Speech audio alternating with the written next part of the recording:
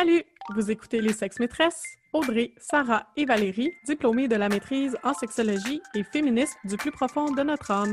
Que vous soyez calé ou novice en la matière, on vous parle de sujets sexos, de sujets féministes, parsemés d'anecdotes cocasses. De notre salon, on vous invite à nos conversations pour rire, rager et peut-être en apprendre un peu. Bonne écoute!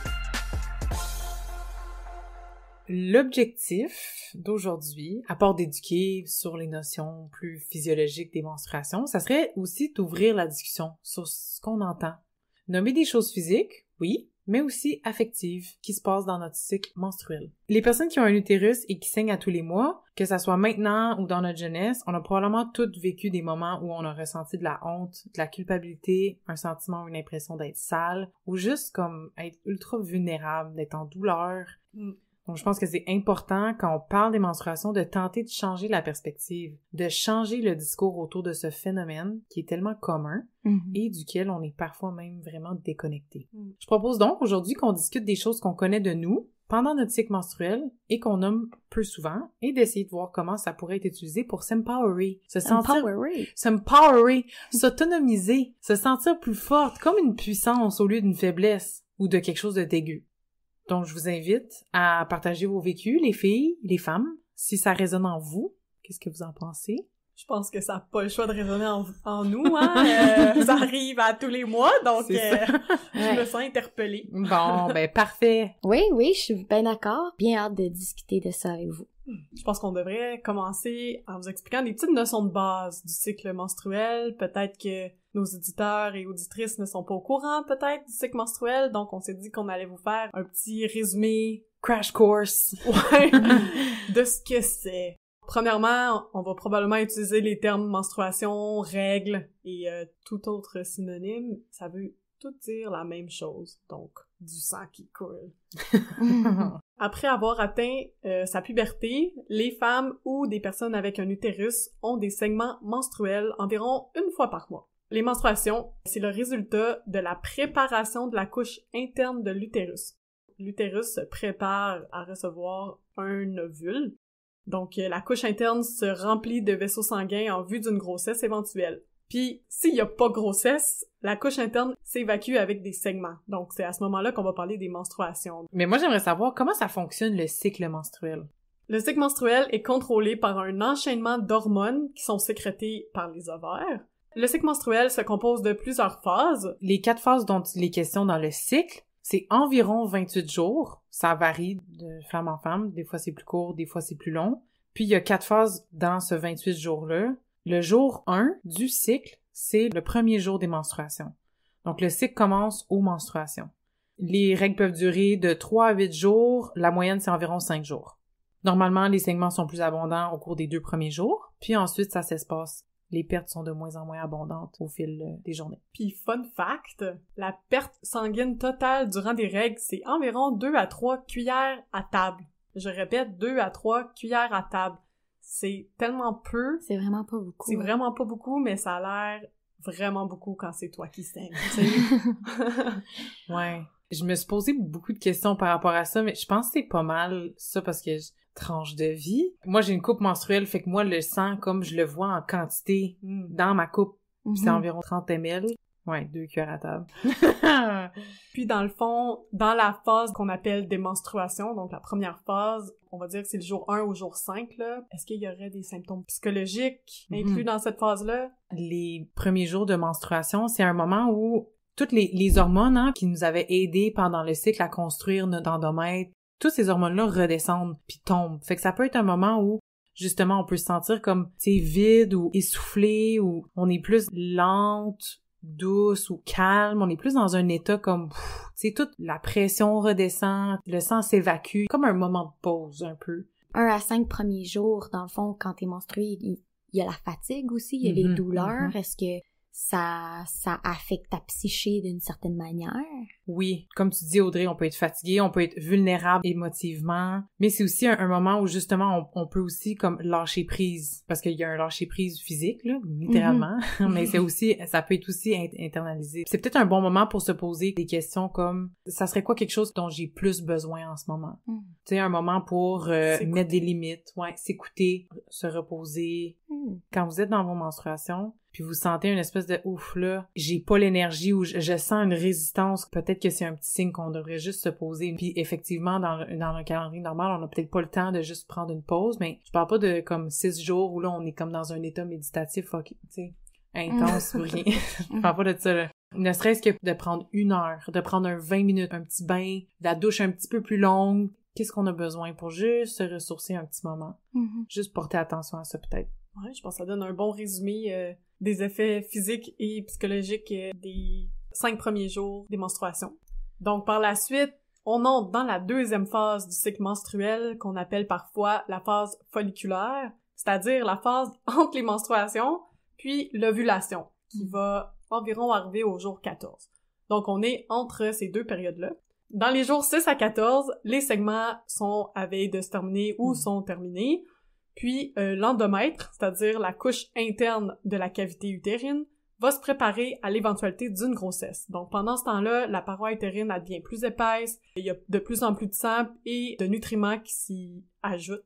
Dans le fond, il prépare pour le un nid. éventuellement bébé.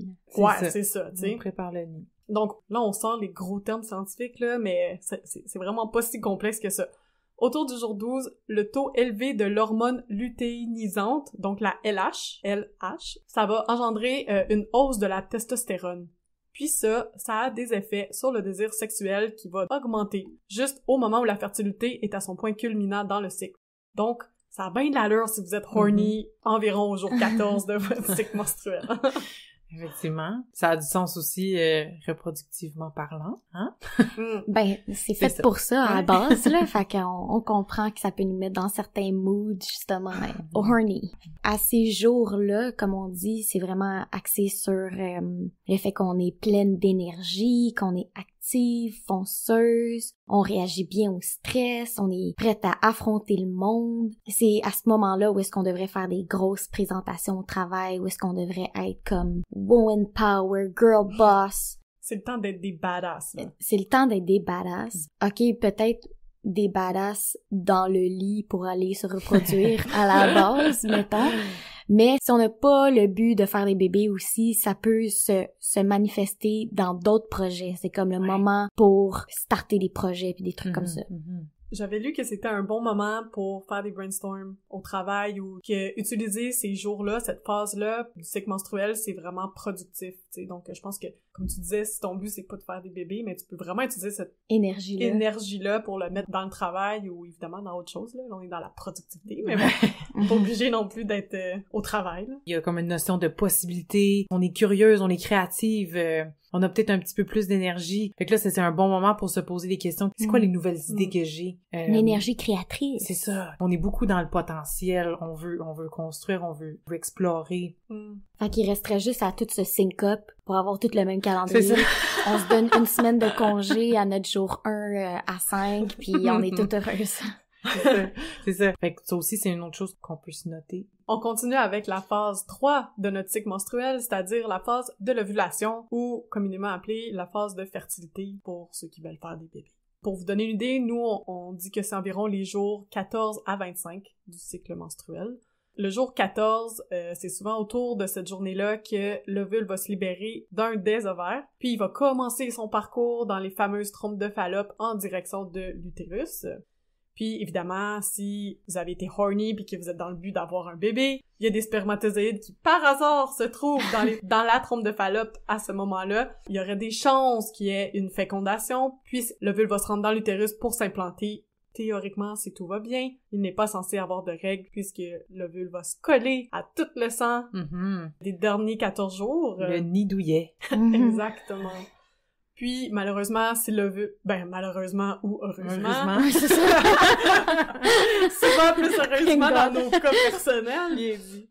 Si l'ovule n'est pas fécondé, il va se désintégrer en environ 24 heures. Donc, c'est quand même rapide. On a vraiment comme une espèce de fenêtre de fertilité, là, contrairement aux hommes qui sont fertiles 24 heures sur 24 chaque jour de l'année. Nous, c'est quand même, les personnes avec un utérus, c'est quand même juste une fenêtre, là. Ouais. Ben, quelques jours avant, quelques jours après, mais c'est ça. Pas long. Pas grand moment. Pas long. Puis pourtant, c'est nous qui doit utiliser de la contraception, tu sais. On se souvient bien que c'est nous qui doit contrôler la contraception. Belle pointe. Les idées qu'on a eues dans la phase précédente, qui étaient comme vraiment, il y en avait une multitude, il y en avait plein, on avait l'énergie, on avait l'enthousiasme, etc. Là, on assoit peut-être plus ces choses-là, puis on essaie de les nourrir. T'sais, on nourrit nos projets, on va organiser nos choses, on va s'occuper de nos plantes, on va s'occuper de nos relations, c'est ça. On est un peu dans cet état d'esprit-là. Puis finalement, après cette phase plus relaxe, mais où on continue à suivre nos projets, disons, on arrive à la 4e phase du cycle menstruel, qui sont les jours 25 à 28 environ. Bon, tout d'abord, si l'ovule n'a pas été fécondé dans la phase précédente, ou que malheureusement l'implantation de l'ovule a pas fonctionné, il y a des changements hormonaux qui vont signaler à l'utérus de se préparer à évacuer tout ce qu'il avait préparé dans le dernier mois. L'ovule se détériore, puis le sang et la couche interne de l'utérus sont évacués en même temps.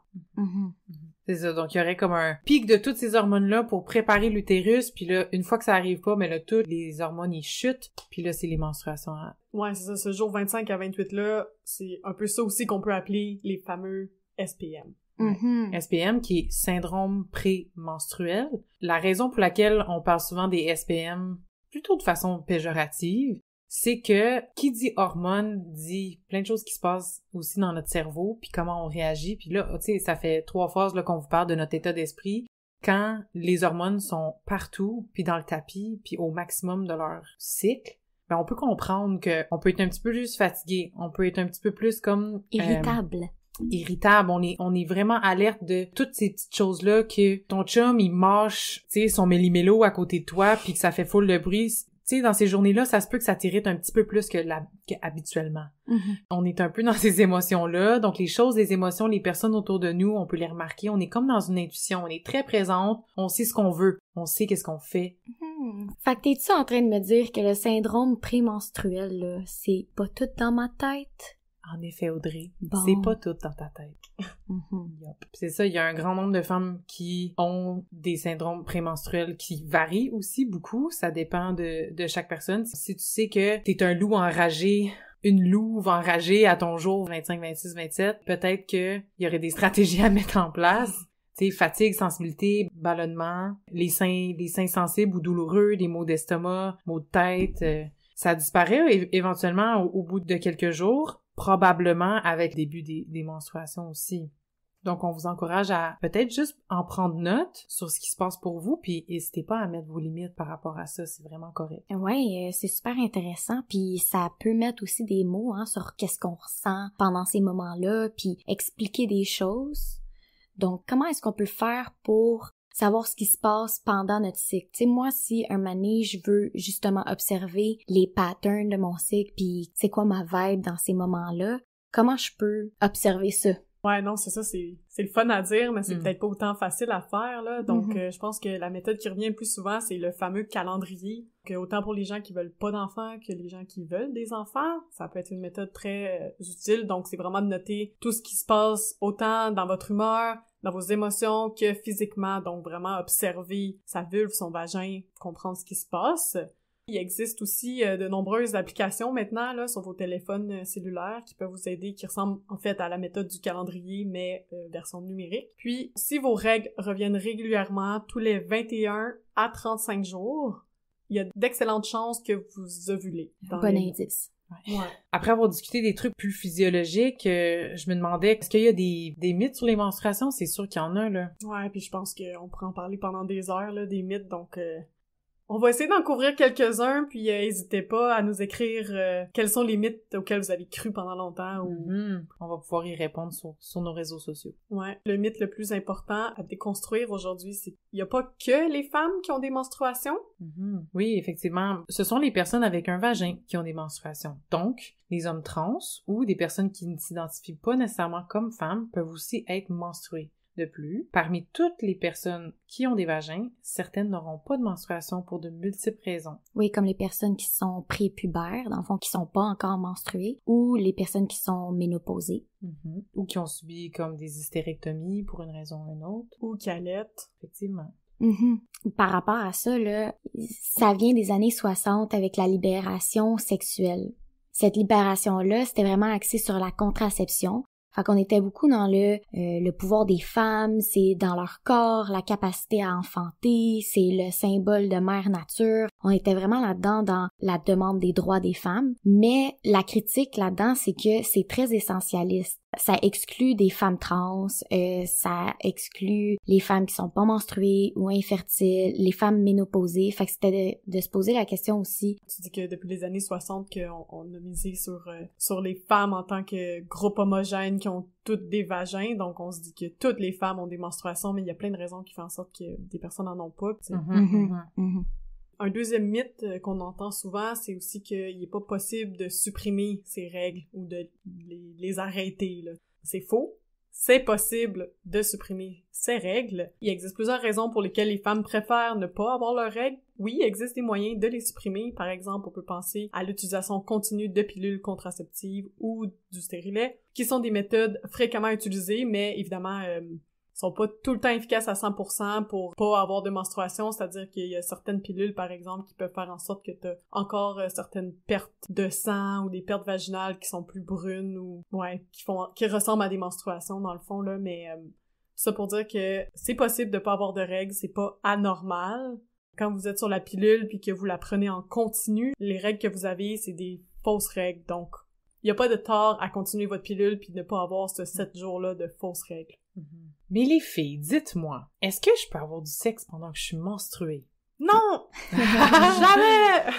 Oui, c'est très possible, puis si les deux partenaires sont à l'aise à s'y adonner, let's go! Parce que, en plus, la masturbation a pour effet de soulager la douleur des crampes menstruelles, donc les relations sexuelles aussi, donc allez-y fort. Ou doucement, là. Ouais, pis tu sais, ça, je pense que c'est un mythe où ça reste tabou parce qu'on assume encore que les menstruations, c'est sale, puis c'est dégueulasse. Donc, avoir du sexe pendant que t'es dans tes règles, ben ça donne que c'est encore plus sale que du sexe régulier. Ouais. Pourtant, quand on a du sexe, on est beaucoup dans l'échange de fluides, là, donc les menstruations, je veux dire, ça arrive, les saignements aussi, ça arrive, puis c'est pas bien différent que le reste. Il est le temps de le déconstruire, celle-là, hein? Puis moi, j'aimerais féliciter les partenaires à qui ça ne dérange pas. Je pense que vous méritez un petit shout-out dans notre podcast de genre J'avoue. Merci! Props, félicitations. Mais j'ai une petite réflexion par rapport à ça. Pourquoi socialement? Puis là, ok, ça va peut-être être fâchant, là, mais pourquoi socialement est-ce qu'on est plus dégoûté par les menstruations, le sang menstruel, que par la violence sexuelle? C'est juste pour faire une petite touche, là, mais moi, c'est toujours ça que je me dis quand je vois des gens réagir avec une espèce de dégoût viscéral des menstruations puis du sang menstruel. C'est comme, je veux dire, c'est juste du sang qui coule d'un vagin, là. Ouais. Contrairement à beaucoup de sang qu'on voit dans d'autres contextes qui peut être vraiment plus violent puis traumatisant. Mais oui, c'est ça. On est là qu'on regarde des films avec du monde qui se tue, qu'on écoute des émissions de tueurs en série qui tuent tout le temps les femmes. Ouais. Pourquoi le sang des menstruations, c'est tellement dégueulasse, tu sais? C'est une bonne question. Je les laisserai réfléchir à ça. Réfléchissez. Donc, bref, après cette petite réflexion-là, je m'étais intéressée justement à la honte puis au dégoût qu'on avait pour les menstruations. Ça vient de très loin, depuis le 19e siècle. Ça vient des conceptions éducatives concernant les menstruations, puis concernant la ménarche aussi. La ménarche, c'est la première fois qu'on est menstrué. Puis aussi, l'effet de la médicalisation du corps féminin.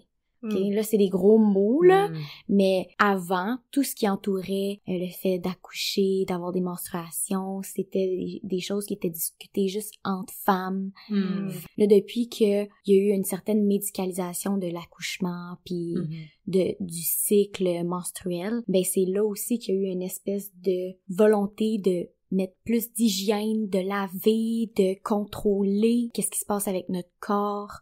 Je dirais que ça vient de là. J'ai trouvé un article qui était vraiment intéressant qui explorait le discours des filles puis de leur mère puis de leur expérience de la ménarche, OK? Puis dans le fond, ça explorait leur discours à chacune, mais aussi le discours de la littérature éducative sur le sujet. Parce que dans le fond, on prend en considération que c'est aux mères de donner l'éducation aux filles par rapport aux menstruations. Fait que tout ce qui est comme dico des filles, des brochures de Always, les auteurs de l'article disent que dans nos pratiques éducatives, d'une part, on veut encourager les filles à célébrer les menstruations, la première menstruation, parce que ça signifie qu'elles passent d'un statut de fille à un statut de femme.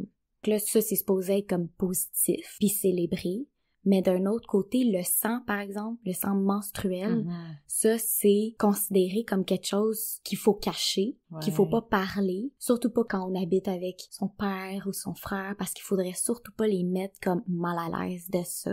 Donc, nous, on est mal à l'aise du sang, puis les autres sont mal à l'aise aussi de ce sang-là. Ouais, c'est vraiment intéressant, ça. Wow. Ça fait un lien avec le fait de... On veut pas que ça fasse de taches, on veut pas que ça fasse d'odeur, ni de traces, on veut que ça soit invisible, qu'il y a beaucoup d'insistance aussi sur l'hygiène, sur le contrôle de quand est-ce qu'on va pouvoir prévoir les menstruations pour comme qu'il y ait surtout pas de surprise par rapport à ça. Donc, je trouvais ça vraiment intéressant. C'est drôle, dans le fond, on célèbre le fait que la fille devient fertile, puis sa fameuse fonction reproductive.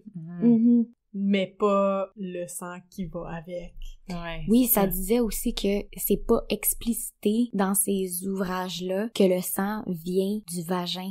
Tu sais, c'est tout le temps dit comme la flaque, les ragnagnas, c'est français, là. Mais ça parle pas que ça coule des parties génitales, tu sais. Dans l'article, ils disent que maintenant les filles sont pas traumatisées là, d'être menstruées, sont préparées, sont faites parler, ils ont vu des annonces à la TV, c'est pas traumatisant comparativement à nos mères, nos grands-mères, mais plus nos grands-mères là qui en avaient jamais entendu parler puis que là c'était comme oh my god, qu'est-ce qui se passe avec mon corps? T'es en train de mourir. Ouais, c'est ça, tu sais, ça peut être vraiment traumatisant si on en a jamais entendu parler, tu sais. C'est que avant, on insistait pour ne pas en parler, pour juste préserver la virginité des filles là. On parlait pas de comment faire des bébés, comment le cycle fonctionnait. Le moins qu'on en parlait, le mieux c'était. C'est ça. Donc, la honte est associée. Je sais pas quoi répondre. Non, mais je me pose juste la question comme... Des fois, je me demande comment est-ce qu'ils ont pensé que ça allait protéger la virginité des femmes, tu sais, comme...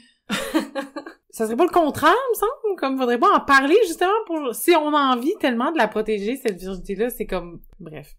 Ouais, ça, on pourrait en parler pendant des heures, là, même qu'il y a certaines cultures qui veulent pas que les filles mettent des tampons pour pas endommager l'hymen, pour encore à ce jour. Fait que, tu sais, c'est sûr qu'il y aurait tout plein d'affaires à déconstruire là-dessus. Fait que bref, toute la honte associée à ça, c'était beaucoup par rapport au sang menstruel. C'est vraiment intéressant comme article. Ça fait penser aux attitudes aussi ailleurs dans le monde envers les femmes menstruées en général. Tu sais, des fois, on a comme des petites idées de ce qui se passe ailleurs dans le monde. Il y a différentes religions, il y a différentes cultures, puis il y a différentes symboliques autour des menstruations qui sont pas pareilles. Parfois, c'est considéré comme quelque chose de puissant, comme les femmes sont sacrées, tu sais, quand sont dans leur menstruation, c'est un moment vraiment comme spécial. Donc ça, c'est plus le côté positif. De l'autre côté aussi, ça peut être jugé vraiment sale, impur, comme les femmes doivent être séparées de tout le monde dans le village ou dans la maison. C'est des endroits vraiment séparés de tout le monde, tu sais, pour pas qu'ils contaminent la nourriture ou l'eau. Il y a vraiment des perspectives comme ça partout dans le monde, donc... Ouais, puis j'aimerais même ajouter que selon de nombreuses pratiques religieuses ou culturelles, les femmes menstruées ne peuvent pas prendre part à comme des cérémonies religieuses, par exemple. Là, je me rappelle, en Asie, il y avait plusieurs pays où on n'avait pas le droit de rentrer dans les temples si on était menstrué, puis c'est écrit, là, t'as la pancarte qui dit comme pas le droit à un chien, faut que t'aies quelque chose pour couvrir tes épaules, puis pas le droit aux femmes menstruées. Puis t'es comme, wow! T'es-tu rentrée pareil? Moi, j'ai pris ma pilule en continu pendant des mois, donc comme, j'étais pas vraiment menstruée, mais c'est vrai, c'est un peu choquant, mais comme tellement sexiste. En tout cas, on ne rentrera pas là-dedans, c'est pas notre culture, c'est pas nos... Ouais, ça c'est vrai, par exemple. En fait, ce qui est problématique, par contre, c'est les filles ou les femmes qui se font mettre de côté, comme tu disais, dans leur maison, ou en Inde, il y a plusieurs endroits où dès que t'as tes règles ou que t'es dans tes règles, t'es exclu de l'école.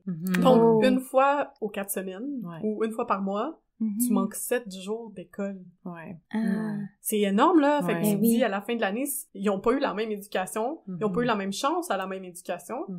Puis ça, par exemple, je pense que c'est problématique, puis tu sais, là, je nomme l'Inde, mais je suis certaine que ça Il y a se d'autres passe... endroits, ouais. probablement. Mais ça, je pour donner un exemple, qu'il y a des raison. campagnes là-bas à propos de cette cause-là. Là, donc. Oui, puis je pense que c'est en Inde aussi, hein, qui avait filmé un film, ça s'appelle Period. Oui? Je pense qu'il parlait aussi beaucoup de l'accès aux produits d'hygiène menstruelle en Inde particulièrement. Ouais, oui, exactement. Ouais, c'est un film à regarder, je pense, pour toutes, là. Oh. Je pense que c'est sur Netflix. On va aller voir ça. Ouais. Mais, ouais, l'accès aux produits d'hygiène menstruelle, ça aussi, ça peut être assez limité, déjà qu'il faut payer pour. Ouais, parce que je sais pas si tout le monde qui nous écoute sait à quel point ça coûte cher, des produits d'hygiène menstruelle. Puis là, on n'a pas d'études pour ça, mais imaginez à la fin d'une vie d'une femme à quel point on a payé cher pour quelque chose que les personnes qui n'ont pas d'utérus n'ont jamais eu à payer de leur vie.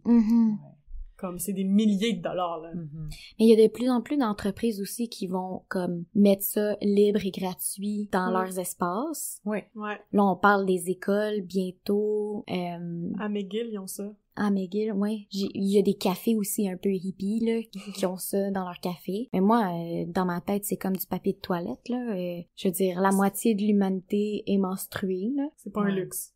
Non, c'est ça. Mais il y a certains pays qui ont rendu ça accessible et gratuit, là.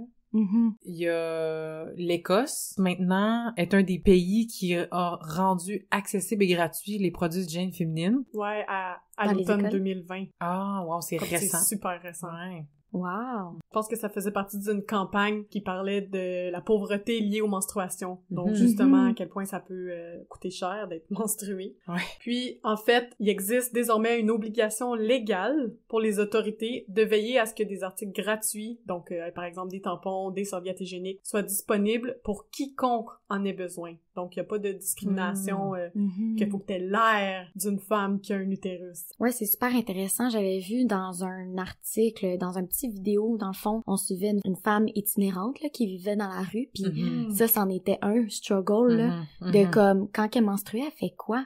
Elle a pas 3 piastres, là, pour s'acheter juste un tampon sur le coin d'une rue, là, comme... Tu sais, elle avait vraiment des manières de se débrouiller, puis tu sais, tu vis dans la rue, là, t'as pas de douche non plus, tu sais, fait que si tu décides de juste saigner dans tes culottes, faut que tu trouves une manière de se débarrasser de ce sang-là, puis d'être confortable aussi, c'est... Tu sais, quand on dit que ça a rapport aussi avec la pauvreté, c'est ça, là. Ouais, c'est toute une réalité, là. On y pense pas aux personnes en situation d'itinérance ou... Récemment, j'ai regardé une vidéo de John Oliver qui parlait des prisons, puis des femmes en prison. Ah puis, oui, ça, c'est un autre. Ça aussi, il faut que tu paies pour tes tampons. Des fois, t'as comme déjà pas d'argent pour manger ou juste vivre en prison, là. Surtout aux États-Unis, justement. Donc, quand ça vient à des produits menstruels, les gens faisaient juste mettre du papier de toilette, justement, mais... On le sait tout que ça fonctionne pas, ce truc-là. Non, ça fonctionne pas, le papier de toilette. C'est pas l'idéal. Bref, dans notre podcast aujourd'hui, on soutient aussi peut-être tous les élans puis les campagnes de rendre accessibles les produits menstruels là, qui pourraient aider les femmes à se sentir plus confortables quand ils sont menstrués. Ben, qui dit produit menstruel dit aussi comme une variété de plein de produits qui sont disponibles sur le marché. Oui, il y a des tampons, oui, il y a des serviettes sanitaires, il y a aussi des produits qui sont plus écologiques, qui ont comme émergé sur le marché récemment. Là, on peut penser à la coupe menstruelle, les culottes menstruelles qui sont comme des culottes avec des pads à l'intérieur qu'on peut relaver, des serviettes réutilisables aussi qu'on retrouve maintenant en pharmacie assez facilement. Puis c'est ça, je voulais vous entendre là-dessus parce que, ben, personnellement, moi, je suis une personne qui utilise la coupe menstruelle, mais je sais que mes colocs, non. C'est une option vraiment intéressante pour certaines personnes, puis comme tu dis, c'est plus écologique, ça c'est certain, là. Mais, ouais, c'est ça. Mes règles durent 2-3 jours. C'est à peine 5-6 tampons, donc ouais, je chiale que ça coûte cher des tampons, mais comme ça me dure longtemps, là, donc c'est ça. Ouais, il faut voir quelle sorte de flow on a quand on est menstrué, si c'est super abondant, si ce l'est pas. Tu sais, la coupe menstruelle, c'est beau, mais là, c'est le fun, on est confiné, fait que j'ai accès à un lavabo aussitôt que je suis aux toilettes, mais j'ai été dans des drôles de situations dans des toilettes publiques, là, des fois, là. C'est funky, là, ouais. Je suis sortie des toilettes avec les mains pleines de sang, là. Ça m'est arrivé quelques fois, mais bon, qu'est-ce que tu veux? Oui, puis moi aussi, comme Sarah, j'utilise pas la coupe, là. J'ai essayé, là. J'ai vraiment tout fait pour avoir cette habitude-là, mais Je sais pas que j'ai, là, ça marche pas, là. Mais non, ça se peut, et c'est pas facile, là. Par contre, la culotte menstruelle, ça, j'aime bien, puis c'est ça, tu peux la relaver, mais qu'est-ce qu'on dit pas aussi par rapport à ça, c'est que ça demande une certaine aisance, là, avec ton corps, avec ton sang. Tu sais, pour enlever le sang qu'il y a dans la coupe, ou pour rincer le pad de ta culotte, faut que tu y touches à ce sang-là, puis faut que ça te dérange pas, tu sais. Fait que c'est sûr que toute l'espèce de dégoût, de honte par rapport à ça, t'aimes pas l'odeur, t'aimes pas la texture, peut-être commencer par des petits steps avant, là. Ça peut être confrontant. Ça peut être confrontant, ouais. Ouais. Tu sais, dans le fond, de plus en plus, là, on a parlé un petit peu de la façon qu'on abordait les menstruations à travers l'histoire, mais de plus en plus, l'éducation en ce moment qu'on essaie de faire, surtout dans les milieux féministes, c'est pas nécessairement de montrer les menstruations comme un symbole de condition féminine, parce que justement, ça exclurait certaines personnes, mais plutôt comme une notion d'éducation, justement, de montrer c'est quoi les produits qu'on peut utiliser, de donner accès à ça, d'être plus renseigné sur les maladies reliées à ça, comme l'endométriose, là on n'en a pas parlé, mais c'est vraiment un autre sujet. C'est aussi une notion de santé publique, puis aussi une notion morale, dans le sens enlever le stigma puis la honte reliée à ça. Donc c'est ça, on tend vers là.